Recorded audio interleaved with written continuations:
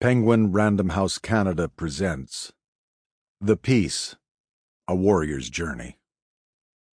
Written by Romeo Dallaire, with Jessica Humphreys, and read by Paul Gross. Pour Marie, qui m'a guidé comme Béatrice l'a fait pour Dante. Introduction. Midway upon the journey of our life, I found myself within a forest dark. Dante, Inferno, Canto 1. Having lived through biblical horror, and then a lifetime since tried to fathom it, I share my path here in hopes that it may help others whose absolute desire is lasting peace, including those, such as myself, who were trained in war.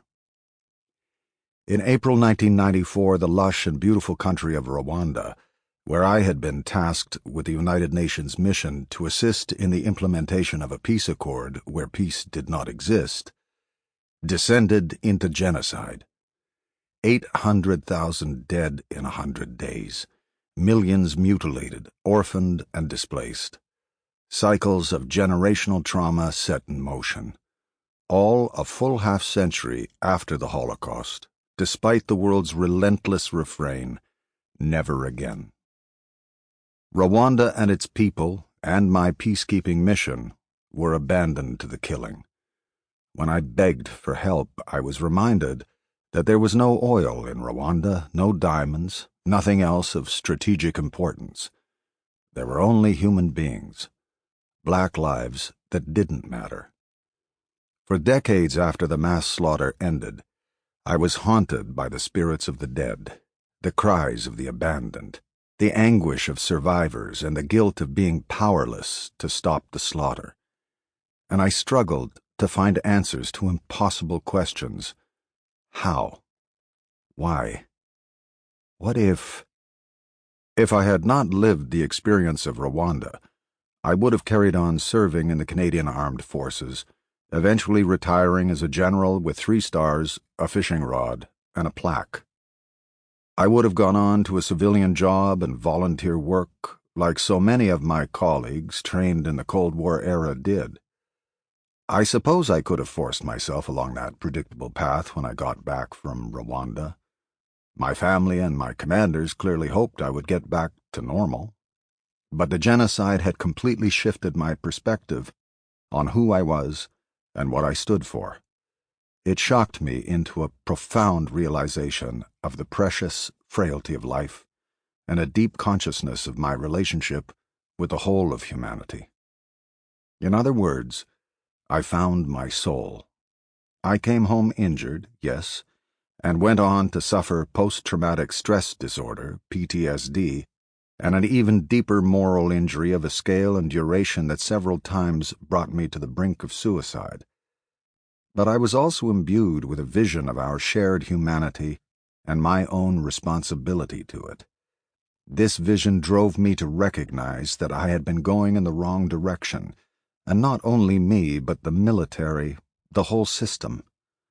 Rather than continuing to focus on winning wars, we needed to set our minds on shaping peace.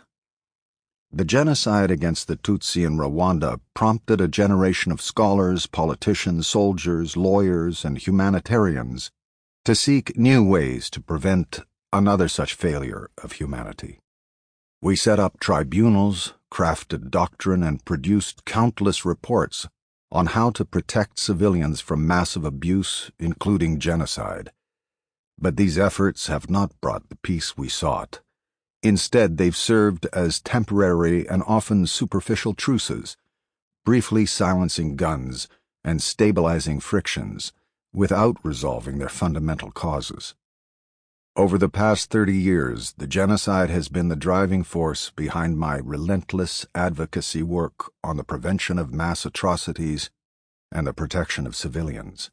My efforts to end the use of children in armed conflict and the proliferation of nuclear weapons, and to help lift the taboos around operational stress injuries like the ones I suffered.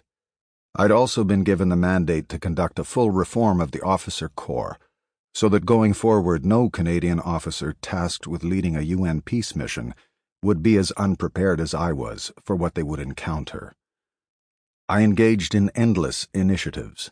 The will to intervene guidance aimed at implementing the new responsibility to protect R2P doctrine, founding the Dallaire Institute for Children, Peace and Security, which drafted the Vancouver Principles on Peacekeeping and the prevention of the recruitment and use of child soldiers, and partnering with the United Nations, the Government of Canada, Kofi Annan's Genocide Prevention Advisory Board, Wounded Warriors Canada, the Montreal Institute for Genocide and Human Rights Studies, MIGS, the Harvard Kennedy School, the Pugwash Conferences, and the International Principles for Peace, P4P Commission, to provide a covenant for lasting peace. My engagement in these efforts was directly linked to my guilt over witnessing mass murder on an unimaginable scale without being able to stop it. My inner torment during those decades after the genocide is well documented. Coming from a military family and a career spent preparing for war, I worked with punishing zeal, lecturing, advising, writing, berating, all with the aim of uncovering a new understanding of peace. Long after the international community had put the incredible atrocities into the past, content to move on to the next crisis, I continued to dedicate my days and nights to these efforts. Yet over and over, as various doctrines and initiatives were launched and fell short, I saw that we had still not cracked the code. Though humanity kept trying to get far enough ahead of catastrophes to prevent them, we kept failing. Today, polarization, proxy wars, hybrid warfare that combines conventional tactics with online propaganda, geopolitical tensions, large-scale violations of human rights, and the erosion of representative government all make peace-building increasingly complex. The recent impact of the COVID-19 pandemic, climate change, and war on supply chains and food and energy prices highlights the interconnectedness and interdependence of a globalized world. Overall, we seem to be barely managing crises as they pop up, rather than acting to prevent such massive suffering. I still hope to be part of the wave of thought and activism that changes that. I received my military training in the Cold War. At that time, peace was viewed as a détente between the communist East and the capitalist West, reinforced by the mutually assured destruction of a balance of nuclear weapons between us. Like many others, I saw the end of the Cold War in 1989 as the opportunity to judiciously draw down armies and defense spending and focus on humanitarian efforts.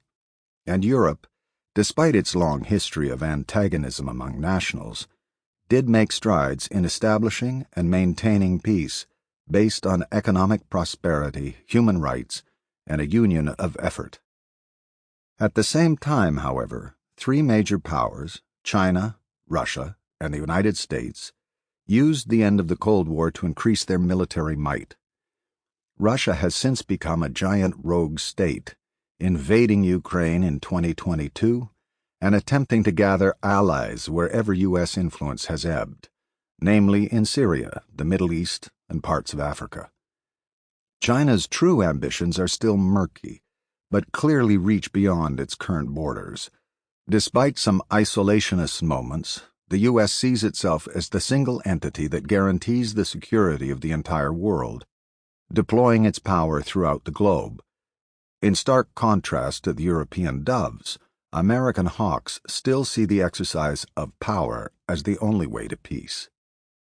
So, decades after the Berlin Wall fell, we have stumbled back into a power-based world of alliances, where truces are more fragile now than they have been in decades. History continues to repeat ad nauseum. Peacekeepers by the tens of thousands are patrolling, observing, and sporadically intervening in complex conflict zones, armed with limited resources and, too often, let down by outdated and superficial training, ambiguous mandates, and inadequate leadership. Darfur, Mali, Congo. Sample complete. Ready to continue?